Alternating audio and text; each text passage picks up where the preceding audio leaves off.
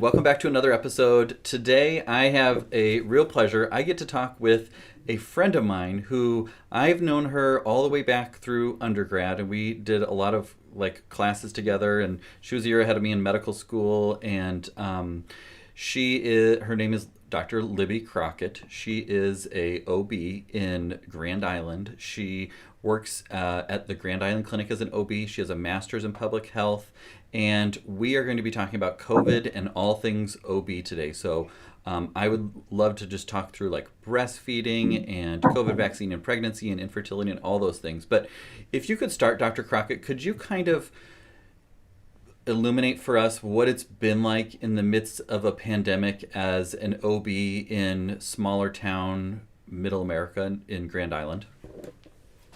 Yeah.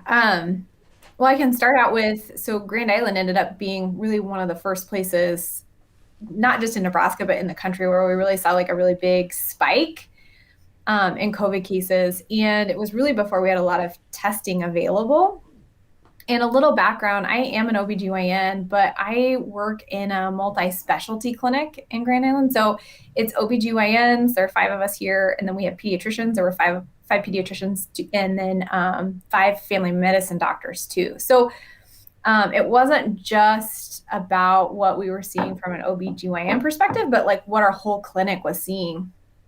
And that last week in March of last year, we didn't have a lot of testing available, and we all of a sudden had this huge spike in people calling in with URI symptoms or shortness of breath. And we knew immediately that it had to be COVID, but we couldn't test for it.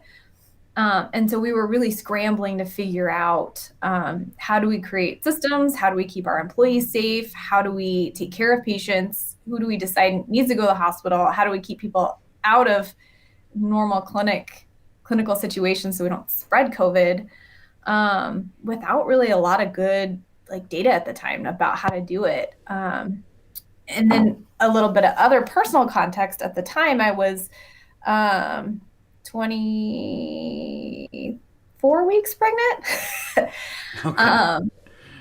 So I was also had that in my mind, not only as an obstetrician, but as one of the quality, patient safety people in our clinic. And then also as, personal level, being pregnant myself, what were we going to encounter, and what were we going to do about it? What was this going to look like? So it's So pretty you're really intense. on the frontier then of having to figure out in the midst of a crisis in the community where the numbers are going up, and we're at the exact same time seeing the devastation in places like New York, and a lot of the rest of the country has been relatively spared at that time. And you're having to figure out, how do we see patients, how do we keep our staff safe, how do we keep ourselves safe, and you're pregnant. So I mean, I'm sure that was just so stressful and scary to be in that situation where you just don't know what to do and what works and what doesn't work, and what's it going to be like in 6 weeks. Is it going to be as bad as New York or worse than New York or something like that? I'm sure that was just a really trying time. Yeah, it was, you're trying to figure out, how do you take care of people in a totally different fashion? Because normally when you take care of people, you bring them in, you see them, you examine them. And in this case, suddenly we were like, well, that might not be the safest thing for everybody else. Right. So how do you still give care? How do you evaluate people? How do you do this? It's like redoing your entire clinical strategy that has been ingrained in us since we started medical school, and redoing all of those systems within a couple of days. And Right. we started seeing, because if you all remember that the CDC was saying sick people, if you're not symptomatic, people that are not ill should not wear masks. And that was still kind of Right. happening when this was going on. And so we actually had staff that were starting to get ill, and we knew we had it in the clinic, and we knew that we didn't know if it was, if they were getting it from community spread and spreading it to each other, if it was coming in from patients and getting our staff sick. And so even before the CDC said that masks, universal mask wearing should happen, we said we have to implement something, and that's the best tool we have to start with. So we did do that.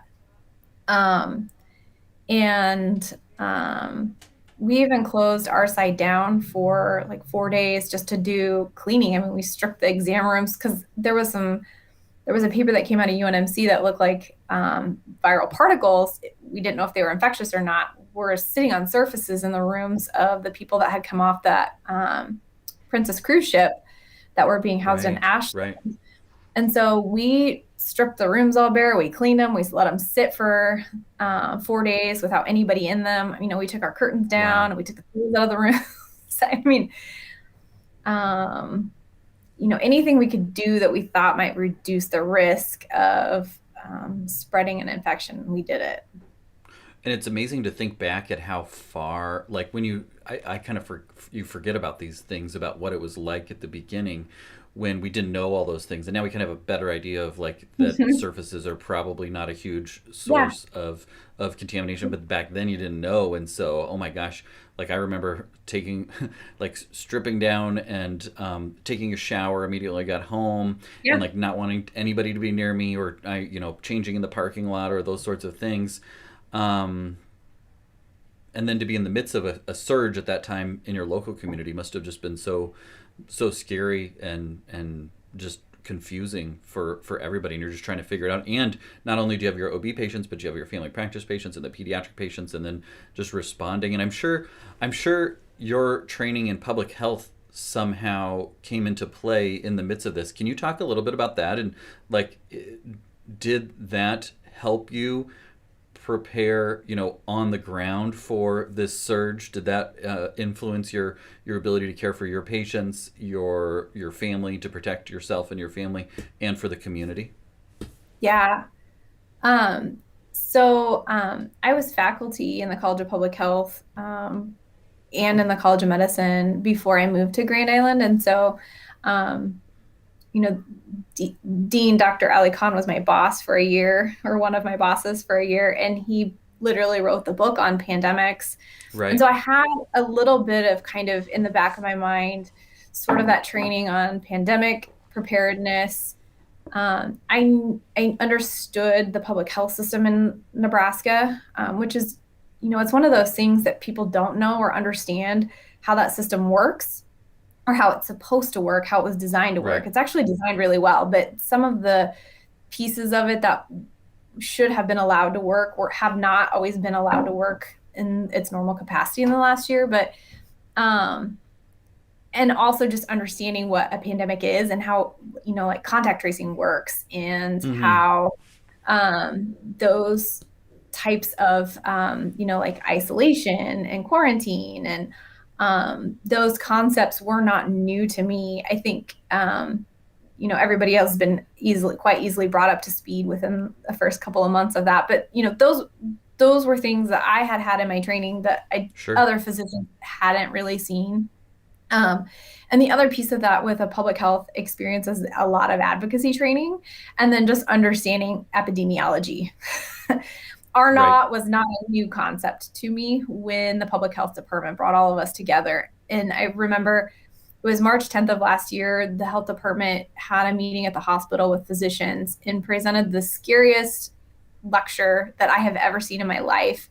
That they had predictions for, if no interventions were implemented, how many ventilators would be needed in just our 3 county area, how many deaths there would be, how many people would get Wow. sick, and also for Nebraska in the United States. And I just pulled those up at the end of March, and actually, like, I didn't go back and look at the ventilator use data. I'm not totally sure how to figure that out in Nebraska because it's always reported as hospitalizations per day. It'd be a little hard to Mm-hmm. figure out, but the deaths numbers and hospitalization rates were pretty consistent. But instead of 2 months into the pandemic, it was a year, at the year mark, that we saw those numbers. So we did slow stuff down for sure. Wow. But And that I mean, this has just been such a eye-opening conversation for me to kind of remember back when we were like, how I mean, I remember reading reports on how to use one ventilator for two patients, and mm-hmm. all these different things that it was like we don't know what it's going to be like, and so we need to prepare for the worst. And obviously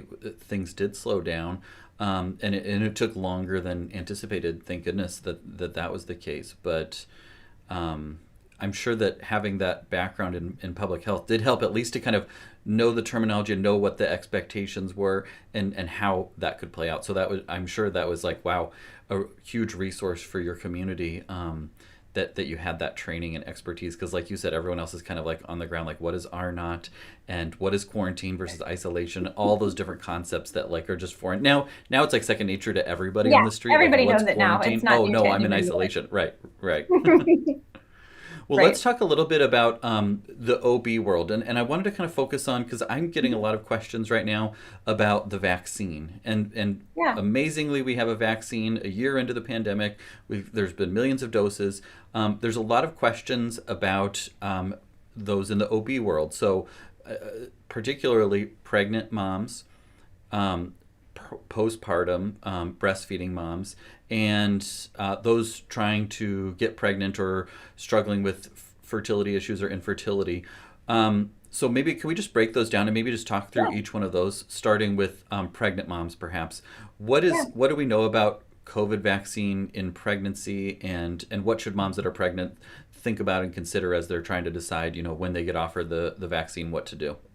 Yeah. So, 3 months ago, first of all, there's this awesome toolkit online. I think I'll text you the link so that you can, if you post it, people can have Absolutely. access to it.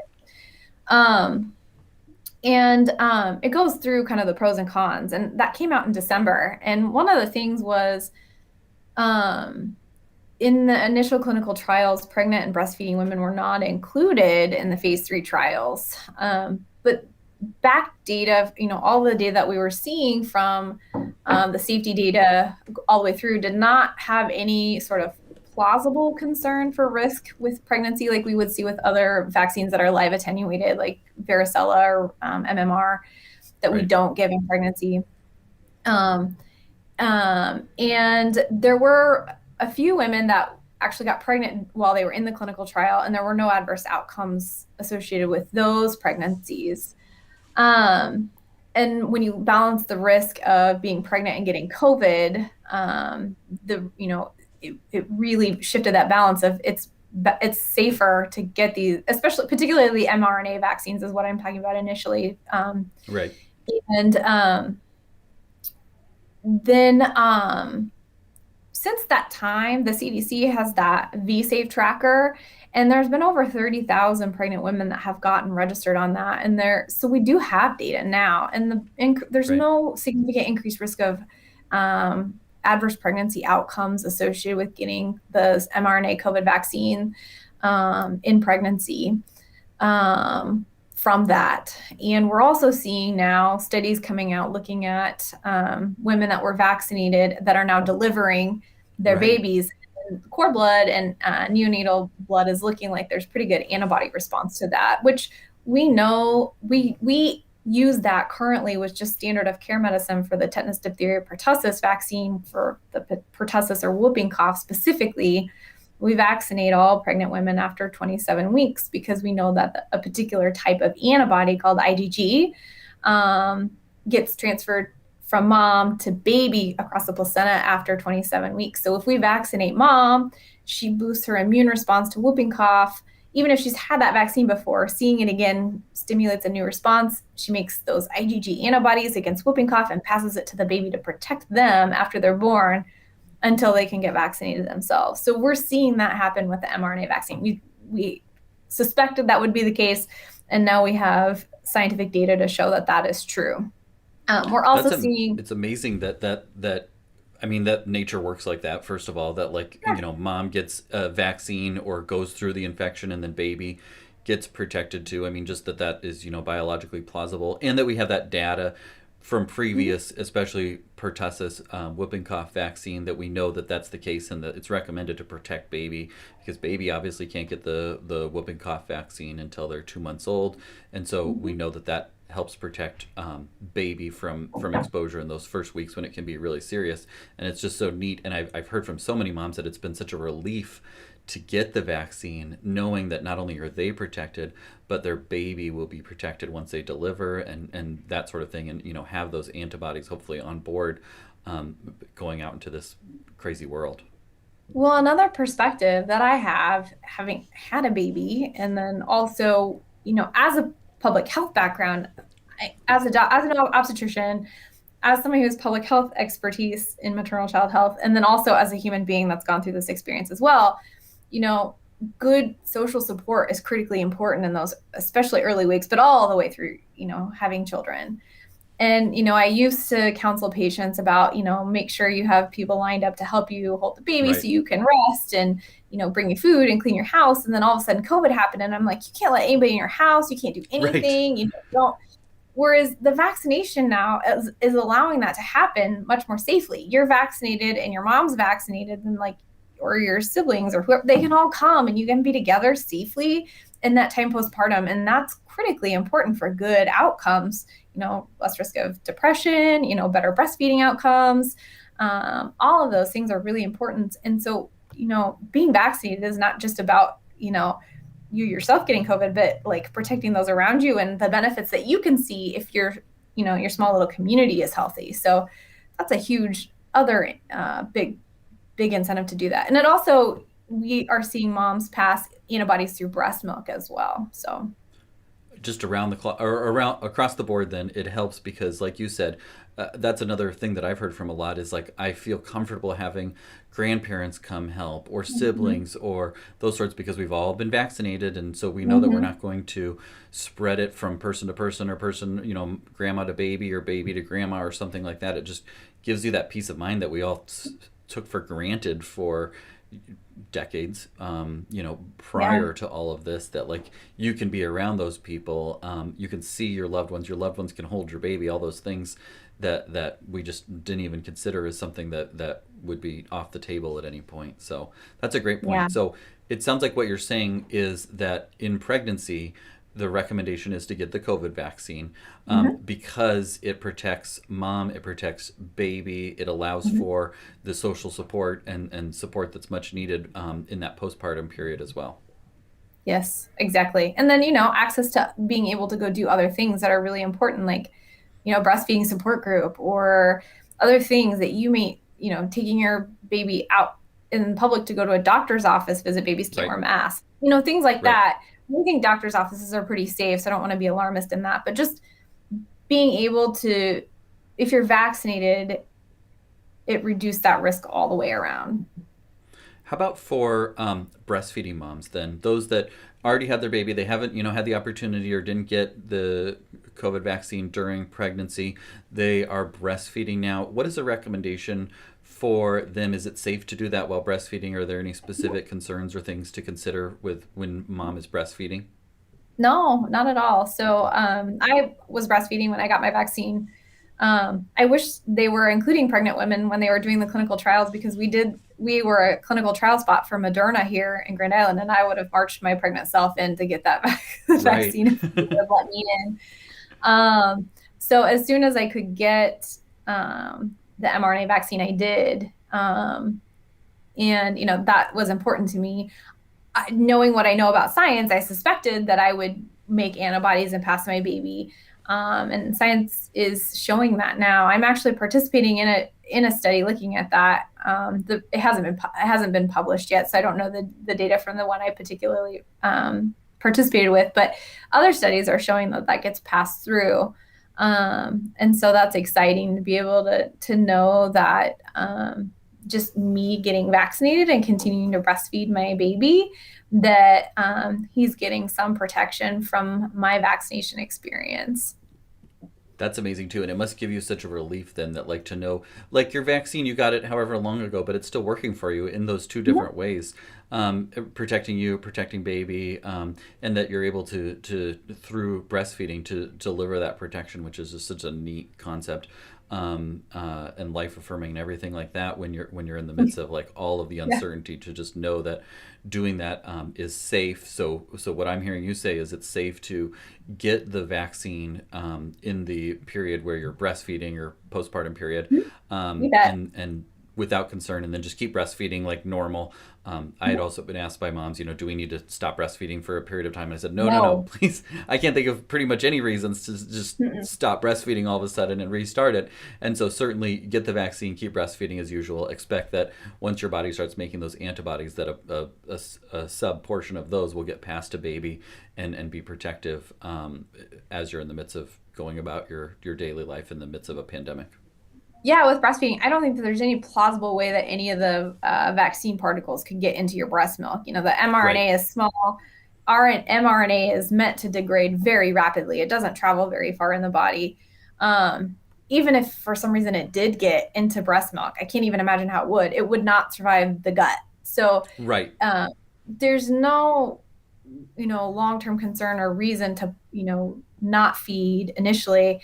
And also those initial spikes probably happen, the biggest spikes of those antibodies initially probably happen fairly quickly after a vaccination. So to maximize that exposure, continued breastfeeding is always most ideal. Awesome. So what I've heard so far is if you're pregnant, it's fine and safe and recommended to get the COVID vaccine.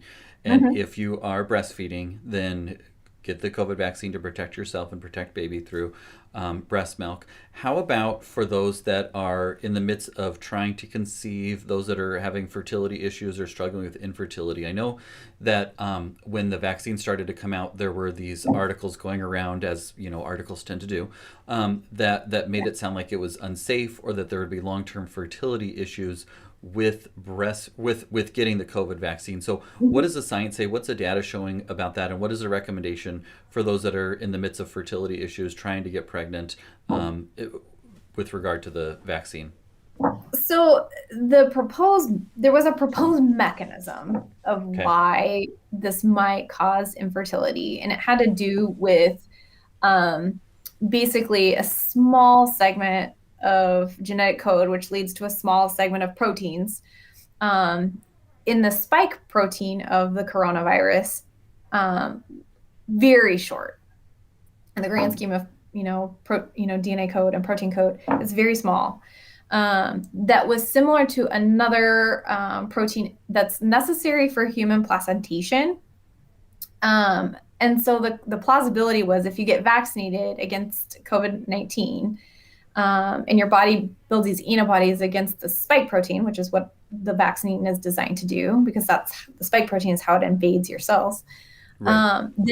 then your body might create an autoimmune reaction against placental proteins that could cause infertility. So, first of all, infertility is the inability to get pregnant. And so the plausibility for this wouldn't, if that really were a thing, it wouldn't cause inability to get pregnant, but what it would cause is recurrent pregnancy loss. My lights are going Okay. off. Sorry, I'm not So, moving enough. Um, um, and so we are not seeing increased rates of recurrent pregnancy loss in okay. these women that are, or, stillbirth or anything that would be related to or downstream of that um, proposed mechanism. We're not seeing Okay. that at all. The other thing to keep in mind is that based off of that same proposed mechanism of action, we would also see that problem in people who had COVID. Sure. We're also not seeing that. So, that's been debunked. We have a Okay. year's worth of data of, um, risk of pregnancy outcomes in COVID, and that's not something we're seeing. And we have a good 3 months of, I think there's over 30,000 women in that Be Safe CDC tracker, and we're not seeing that either. And we certainly didn't see it in the clinical trial, women that had incidental pregnancy.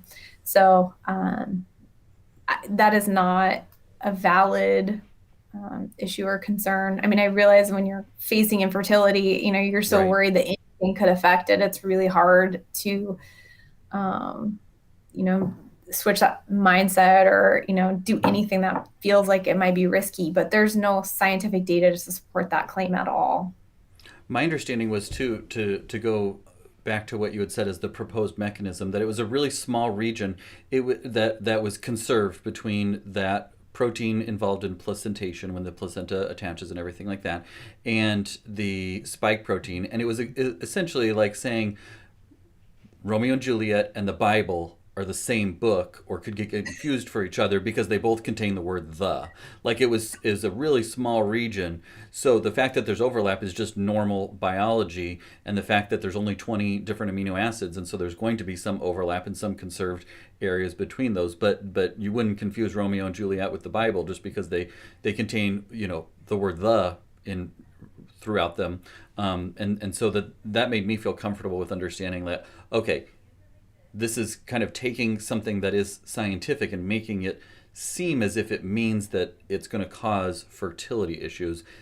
But not only do we have the biologic implausibility of that theory, we also have a lot of data now from people that have had COVID and from people that have gotten the vaccine that's not the case.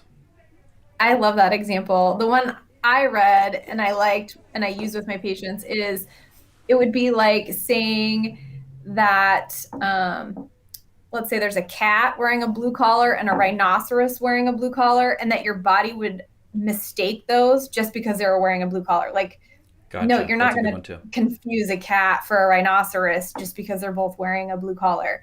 But I like the book one too. That's a good one. I'm going to steal that one and use that with my Well, I'm going to patients. steal yours too because I think that's a good one too because I think it makes the body seem too simplified compared to what I mean. There's so much nuance that we can fight off measles and we can fight off influenza, but we don't fight off the peanut butter and jelly sandwich that we ate. Like those are all Right. very specific, different foreign invaders, but our body's able to discriminate much better than we are, and I like that example too.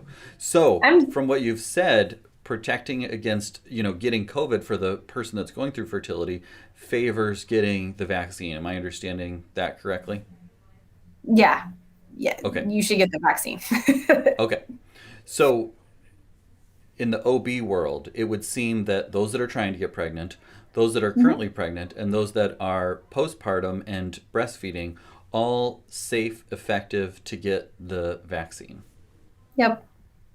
Are there any other things that we haven't talked about in the OB world that are related to COVID right now? I know we kind of focused in on the pregnancy and peripartum period. What other issues are you facing with coronavirus with the vaccine in your practice? That's a good question. Visitor policies, Mm, um,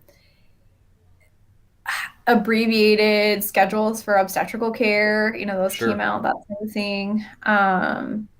Those things that are kind of Social like things. softly related, like they're related, but they're Yeah, really important, like huge having impacts visitors in the on all of hospital. those things that make a big difference. Of course, we're seeing pregnant women get critically ill. We were fortunate enough to have as many as we thought we might have here. But we certainly took care of pregnant women that needed to be hospitalized with Sure, COVID. Um, and, it's any kind of respiratory stuff is really complicated in somebody who's pregnant and has sure. decreased ability to breathe normally just because you have this big thing in your belly. You Right. can't breathe in the normal way you would. And so you're a much higher risk for any complication for any kind of viral illness that affects your lungs, whether it's COVID or influenza. Um, Well, it sounds like it's imperative that people that are of this childbearing age consider getting the COVID vaccine to protect against that and to protect the community at large. And gosh, I'm so glad that you are out in the thick of it and that you have navigated these waters so well and helped other physicians along the way too, because having that background in public health is just so immensely helpful, I'm sure, for you and for your clinic and for our community. um, I think that this is something that has really challenged everybody, and I guess I would love to end with any like rays of hope or light that have come out because of this. Any silver linings that you've experienced through the pandemic? I know it's been hard. I know there's been so much uncertainty and all those things, but are there any silver linings that have been brought to light for you in the yeah, midst of this? I think that we are going to see this mRNA technology, vaccine technology for a CMV vaccine. And cytomegalovirus or CMV causes birth defects. Right. And we don't currently screen for it because we don't have a vaccine for it like we do for rubella or chickenpox, which also fall into that category. And so Right. I think we're going to see a huge breakthrough being able to vaccinate people for CMV. And it's not just obstetrical care that CMV really plays a role, but transplants and Right.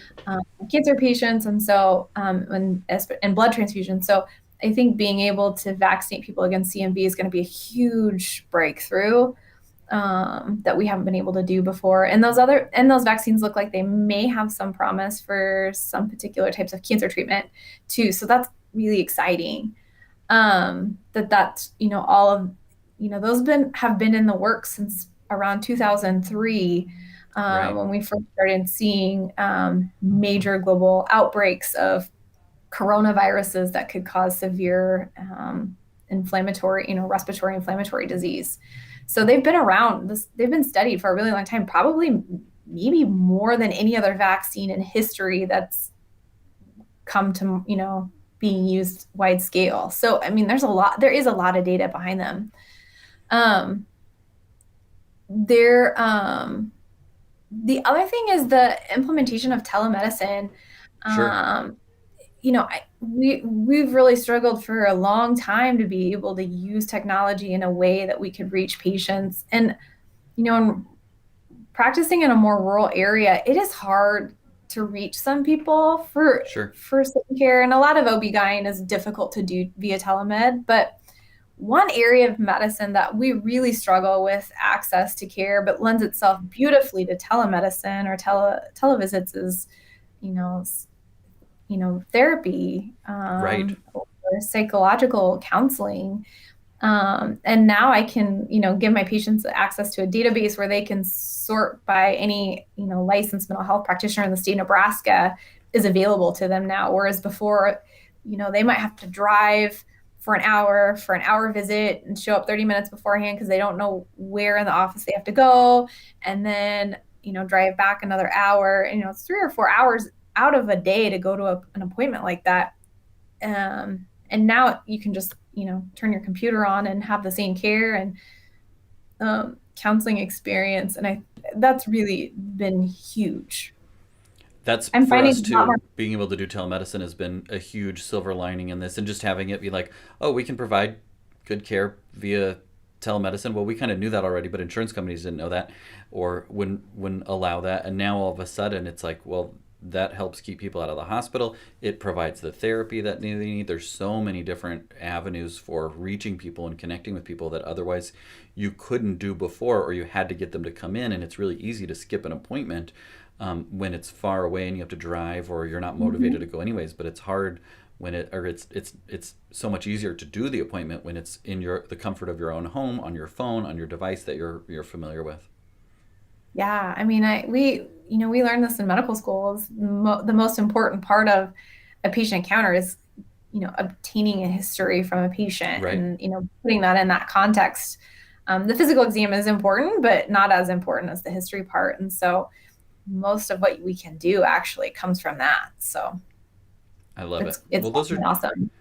and I had thought about the mRNA technology before, but hadn't come back to that recently. But I love that point about, you know, there's no other chance you have to make sure that it's safe and effective and learn from it than in a pandemic, when you're giving the medicine to millions and millions and millions of people, so you can see those things that come out of, if it's safe, it's effective, what we can learn from that, and how we can apply that to future vaccines and be assured of the safety of that. So I think that is something else that we'll see more and more of in CMV. I know RSV was another one that they've talked about too, Mm-hmm. and studying that for prevention of that respiratory disease in young infants as well. So Yeah. I am, those are some big silver linings that we'll be able to take away from all of the uncertainty and all of the everything terrible that's happened in the past year, that there's some things moving forward that will say, well, this came out of it and this has been for the better. There's tons of collaboration and creativity that came out of this experience. And I think, as people get vaccinated, hopefully, as we're able to keep our numbers down and kind of move on to the next chapter, I think we'll start to see an emergence of the products of that, Sure. new ways of thinking about how you do research, new research partners that maybe you wouldn't have reached out to before, but now that connection has been made. Labs flipped on their, research labs flipped and did totally new things in a Right. very short time. And so learning their agility and what the capacity for their agility was and how they can maybe reuse that in new ways, I think is just really going to be impactful. I don't think we've ever practiced medicine in a way that really valued innovation the way it was desperately needed last spring. Oh, And for so sure. having seen that we can do that and make huge changes very quickly, I think really bodes well for being able to kind of work to create better systems in medicine. I think I love the word agility. That is what we certainly all learned that we are capable of. And it's just innovation has been huge in the past year. So there's been a lot of bad stuff, but there have been some bright lights, and that is certainly one of them. Well, it's been such a pleasure to talk with you. Thank Yeah, you it was a so pleasure to talk to you much. too. This has been great, and I think it's been so helpful to just talk through the different pregnancy, breastfeeding, trying to conceive, and the recommendations, which across the board were that the vaccine is safe, effective, and recommended. So Yeah, thank you so much. Please keep up the good work. yeah, Keep doing what you're thank doing, you. and You too. we'll have you back on in another few years to talk about all the new OB stuff that's not I pandemic love it. related. It would be nice I to love it. like talk about some non-pandemic stuff eventually. Sounds great. I look forward to Thank you, it. Thanks, Dr. Dr. Crockett. Bushman.